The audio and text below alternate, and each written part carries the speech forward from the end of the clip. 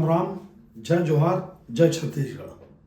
सच के साक्षात्कार के आज इस वीडियो में हम जोगी कांग्रेस के उदय और 2018 का चुनाव और आज जोगी कांग्रेस कहाँ खड़ी है और किस ओर जा रही है उसका एक आकलन करते हैं। आप सबको पता है कि शुक्ल बंधुओं के बाद अगर छत्तीसगढ़ में कोई प्रभावशाली नेता था जिसका पूरे छत्तीसगढ़ में एक प्रकार से प्रभाव था या एक छत्तीसगढ़ में एक जिनकी एक लोकप्रियता थी श्याम विद्या के बाद, तो वो थे अजीत जोगी जी। होशियार थे, उसमें कोई डाउट कर नहीं सकता। बोली तो उनकी इतनी मीठी थी कि लोग दीवाने हो जाते थे।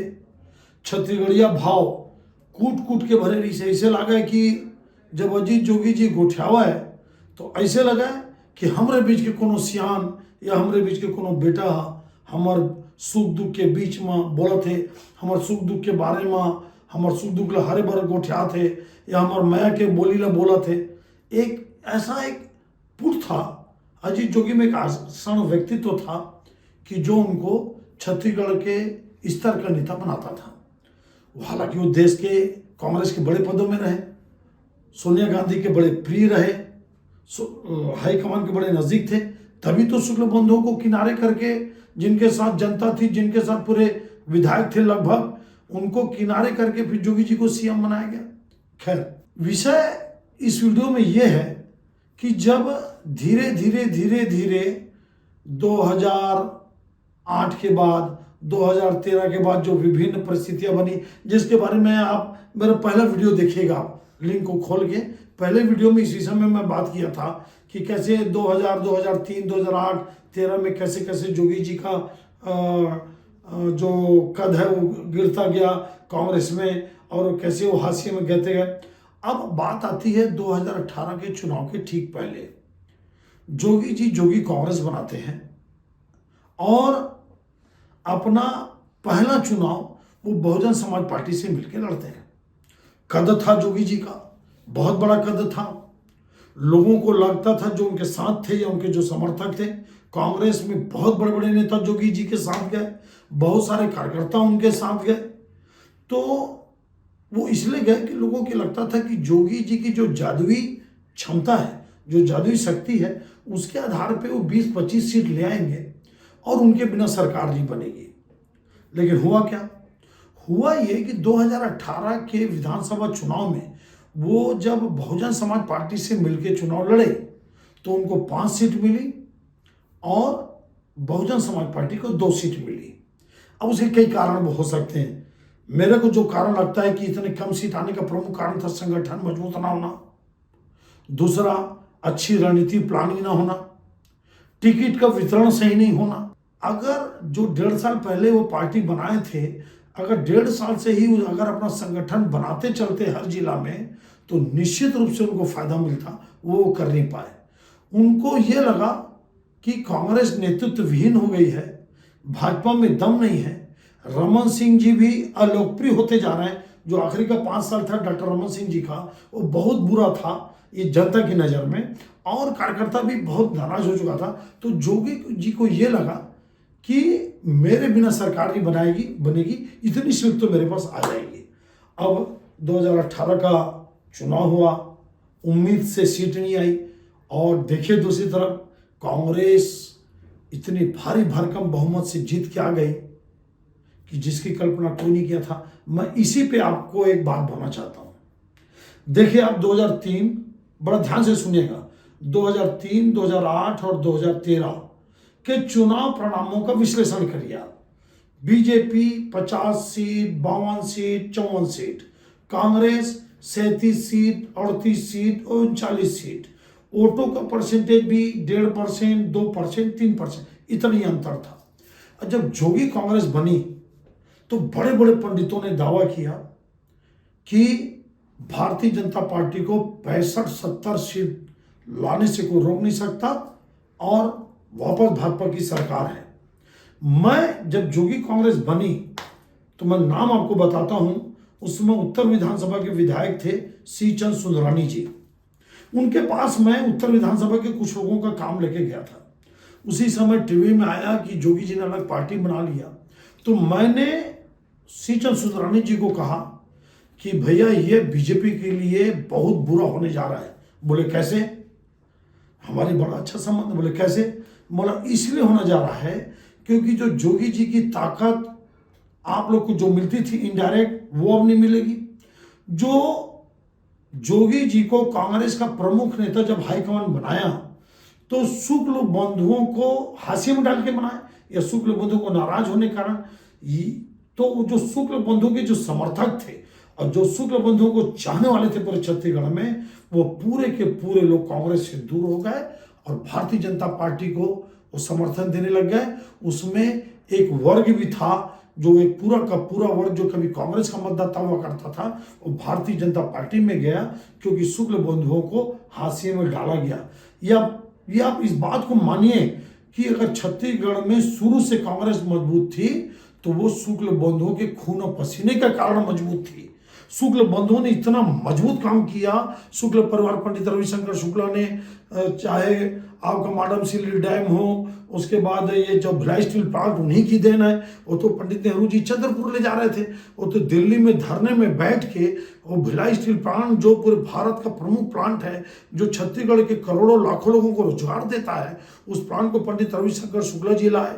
वनवासी कल्याण आश्रम की स्थापना की, बड़े बड़े स्कूल कॉलेज, जो आपका साइंस कॉलेज है उसको 7 दिन के अंदर साइंस कॉलेज को खोला गया। जब नागपुर राजधानी हुआ करता था, अपना सीपीएन बरार अपना एरिया था। तो मैं ये बोलना चाहता हूं कि जब शुक्ल बंधुओं को किनारे लगाया गया और आपका जोगी जी को मेन स्ट्रीम में लाया गया, उनको सब कुछ दिया गया, तो जो कांग्रेस के आधारभूत वोट थे वो दूर हुए कांग्रेस से। उसका सीधा सीधा फायदा 2003, 13 में और 8 में बीजेपी को मिला। अब आप सोचिए कि जब जोगी कांग्रेस पार्टी बनी तब मैंने बात को बोल दिया स्पष्ट रूप से सुंदरानी जी जो विधायक थे उत्तर से कि भैया बीजेपी की उल्टी गिनती चालू, जो वोट छिटक के गए थे वो वापस आएंगे। जोगी जी की जो ताकत इनडायरेक्ट बीजेपी को मिलती थी अब वो जोगी जी के पास जाएगी और कांग्रेस पूरी एकजुटता के साथ लड़ेगी। बहुत सारी बातें थी, आकलन ऐसा था। तो मेरा कहना यह है कि जोगी जी ने कांग्रेस को नुकसान नहीं पहुंचाया। कई लोग इस बात पे मेरी सहमत नहीं होंगे। मैं उसका मोटा माटी आपको एक एग्जांपल देता हूं, प्रमाण देता हूं। जोगी जी की पार्टी बनी तो यह माना गया कि जोगी जी कांग्रेस को तोड़ के बने हैं तो वो फायदा पहुंचाएंगे भाजपा को, और जिस भाजपा को 50 सीट मिलती थी वो भाजपा 15 सीट में आ गई, और जिस कांग्रेस को 35, 38, 39 सीट मिलती थी वो 67, 68 सीट में आ गई। तो जोगी कांग्रेस ने किसको नुकसान पहुंचाया? जोगी कांग्रेस ने नुकसान पहुंचाया भारतीय जनता पार्टी को। और आप ये भी देखिए कि जिन सीटों में जोगी कांग्रेस को 30,000, 25,000, 35,000, 40,000 वोट मिले, वहां पे भी कांग्रेस कैसे जीत गई? वहां पे भी कांग्रेस कैसे जीत गई?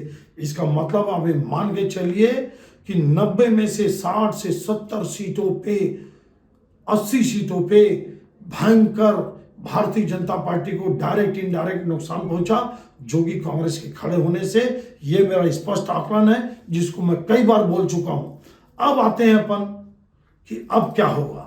क्या अब जोगी कांग्रेस फिर भाजपा को नुकसान पहुंचाएगी? क्या जोगी कांग्रेस कांग्रेस को फायदा पहुंचाएगी? क्या आने वाला जोगी कांग्रेस को नुकसान पहुंचाएगी? अभी एक डेवलपमेंट हुआ है। 4.5 साल अमित जोगी जी की कोई एक्टिविटीज नहीं थी, उनकी पार्टी चुपचाप घर में बैठी हुई थी। धर्मजीत जैसे इतने लोकप्रिय वरिष्ठ नेता पार्टी से दूर हो गए, निकाल दिए गए। प्रमोद शर्मा वो पार्टी से निकाल दिए गए, और एक बड़ा घटनाक्रम हुआ जी, जोगी जी का देहांत हुआ जो अत्यंत दुर्भाग्यजनक था। उसके बाद जोगी कांग्रेस के मान के चलते हैं लोग कि ये पार्टी अब खत्म हो चुकी है। लेकिन अभी एक डेवलपमेंट हुआ, उसको भी बताता हूं। लेकिन आपको एक बात बता दूं, मैं मेरा ये आकलन है कि छत्तीसगढ़ के 20-25 सीटों पे जोगी कांग्रेस की उपस्थिति रहेगी। और अगर जोगी कांग्रेस 20, 25, 30 सीटों पे जोरदार चुनाव लड़ी, वो 20-25 सीट है आपका बलौदाबाजार जिला, सारंगढ़ जिला, बिलासपुर जिला, जांजगीर चांपा जिला। ये जो जिले हैं इन जिलों की जो सीटें हैं उनमें जोगी कांग्रेस मजबूत है। अभी जो डेवलपमेंट हुआ है, वो जो जोगी कांग्रेस के प्रमुख हैं अमित जोगी जी, वो गए हैदराबाद। अब हैदराबाद ही क्यों गए? अब आप ये सोचिए, तेलंगाना के जो सीएम हैं के चंद्रशेखर राव, उनकी पार्टी थी जो अब बन गई है बीआरसी, भारत राष्ट्र समिति। पहले वो तेलंगाना राष्ट्र समिति थी, अब उन्होंने उसको राष्ट्रीय पार्टी बनाया, भारत राष्ट्र समिति, और उन्होंने राष्ट्रीय पार्टी के रूप में रजिस्ट्रेशन कराया। अब उसको जो दर्जा मिलना राष्ट्रीय पार्टी का, वो कब मिलता है? जब 4-5 स्टेट में आपके वोट परसेंटेज 4% ऊपर बने, कुछ स्टेट में आपके विधायक आए और आपके सांसद जीत के आए, तब वो राष्ट्रीय पार्टी का दर्जा मिलता है। तो चंद्रशेखर राव जी एक ऐसे राज्य के मुख्यमंत्री और लोकप्रिय मुख्यमंत्री हैं। अभी तेलंगाना का चुनाव होने वाला है, मैं आज आपको फिर से भविष्यवाणी कर रहा हूं, इसको आप नोट कर लीजिए कि तेलंगाना में फाइट बीजेपी के बीच होगा और चंद्रशेखर राव जी वापस सीएम बनेंगे। तो चंद्रशेखर राव को छत्तीसगढ़ एक टारगेट के रूप में दिखता है, और चंद्रशेखर राव जी किसानों के लिए, मजदूरों के लिए और दलित समुदाय जिसको हम शेड्यूल कास्ट कहते हैं, उनके लिए बहुत काम किए तेलंगाना में। तो अमित जोगी जी को ये लगा कि अगर मेरे को रिसोर्सेस इकट्ठा करना है और मेरे को एक बड़े नेता के साथ मिलकर अगर राजनीति करना है, तो उनके लिए के चंद्रशेखर राव से अच्छा कोई नेता नहीं है, जो कांग्रेस और भाजपा से बराबर दूरी बना के चल रहे हैं और उनको किसी संसाधन की कोई कमी नहीं है, इतने मजबूत है। जिनके पास हैदराबाद जैसा शहर हो, उनके पास क्या कमी हो सकती है? तो ये जो डेवलपमेंट हुआ है अभी राजनीति में, जो आने वाले आपको 8-10 दिन में भी और दिखेगा, उसका आज अनुमान मैं आज आपको बता रहा हूं कि बीआरसी से जो अमित जोगी जी हाथ मिला रहे हैं, ये बहुत अच्छा कदम है। ये तीसरी पार्टी के फाइट करने के लिए उनका अच्छा कदम है। उनको जो कमी है उनकी पार्टी में वो दूर होगी।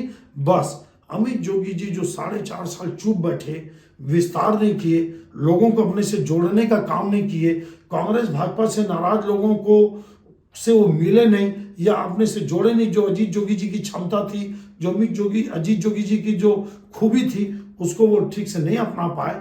लेकिन अब देखते हैं क्या वो बीआरसी के साथ बीआरसी पार्टी में मर्ज करते हैं कि संगठन की गठबंधन करके 25-30 सीटों पे खुद लड़ते हैं, बाकी सीटों पे उस पार्टी को लड़ाते हैं। क्या वो उस पार्टी के बैनर तले अपने छाप में लड़ते हैं? ये देखने बात है। लेकिन कुल मिला के मैं आज इस विश्लेषण में बोल सकता हूं कि आप जोगी कांग्रेस को खत्म मत समझिए।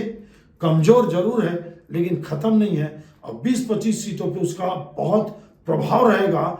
और ये फिर से तय होगा कि ये क्या भारतीय जनता पार्टी को फिर से नुकसान पहुंचाएगी ये पार्टी।